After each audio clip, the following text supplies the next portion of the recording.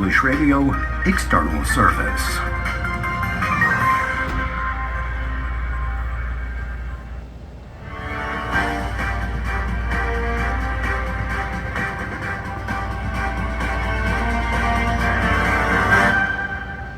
This is News from Poland coming to you from Warsaw. It's Tuesday, June the 17th. I'm Agnieszka Bierawska. Welcome to our broadcast from the English service, starting with our current affairs section.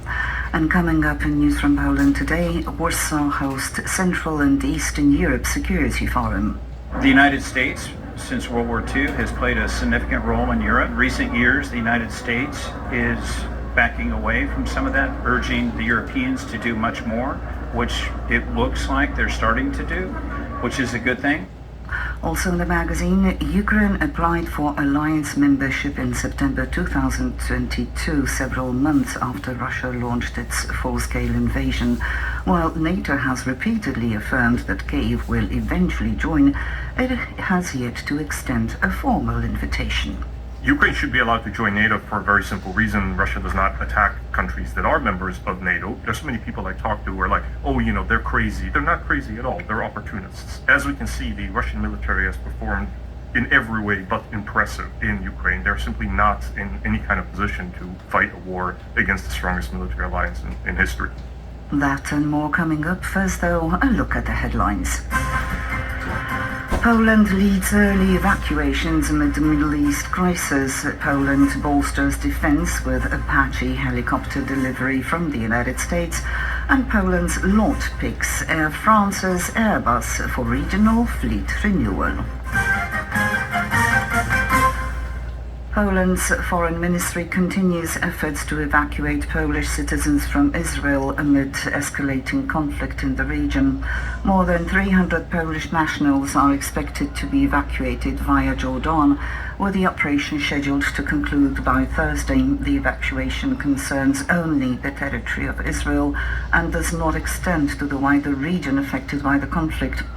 Deputy Foreign Minister Henryka Mościcka-Dendys and Ministry spokesperson Paweł Wroński are to brief media later in the day Tuesday. Defense Minister Władysław Kosiniak-Kamysz confirmed that the Polish military has been on standby since the morning of June 13th and is fully prepared to assist if requested by the Foreign Ministry. Polish officials continue to coordinate closely with NATO allies, including the United States, United Kingdom, France and Turkey, to ensure a unified response. On Monday evening, Foreign Minister Radosław Sikorski emphasized Poland's swift action. Speaking to the broadcaster TVN24, he said, "We're carrying out this evacuation as one of the first. I've just learned that Germany is now doing the same, but France, the United Kingdom and the United States have not initiated such efforts yet." The head of Polish diplomacy added that Poland was the first major EU country to launch evacuations and expressed frustration that some Polish citizens have ignored government warnings to stay away from conflict zones.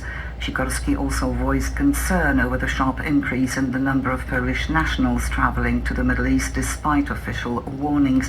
The number has grown from about 60 to over 300 in recent days.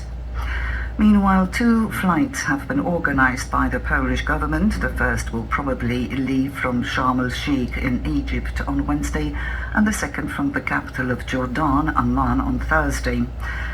Deputy Foreign Minister Henryka Mościcka-Dendys told a press briefing the flight from Egypt would be a charter plane leaving at dawn on Wednesday. She said a road convoy carrying the evacuees would set off at around midday on Tuesday. She added that Thursday's convoy would likely also leave around dawn, with the flight expected to take off later in the morning. "We want to use a military aircraft for this flight, as we see there are fewer people than expected wishing to evacuate," she said. The deputy minister said around 300 Poles are registered as being in Israel, and the plane with 180 seats had been booked, though it was not yet full. She added it had originally been planned to use 2 large aircraft, but now 1 large and 1 smaller plane will carry evacuees back to Poland. We assume that those people interested in urgent and immediate one-way evacuation are mostly short-term Polish visitors and tourists, Mościcka-Dentys said, adding that Poland's diplomatic mission in Israel has also received refusals to leave.